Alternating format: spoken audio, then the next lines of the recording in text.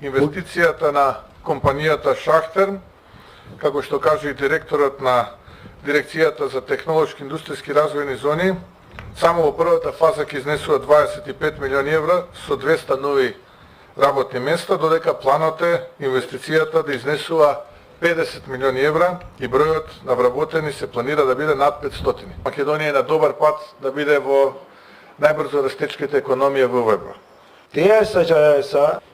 Во моментов имаме 800 вработени во 3 фабрики. Мојата компанија е извозно ориентирана, дека јас немам тука пазар и дека сакам да ги извезувам моите производи 100% и да направам, да придонесам Македонија да добие девизи.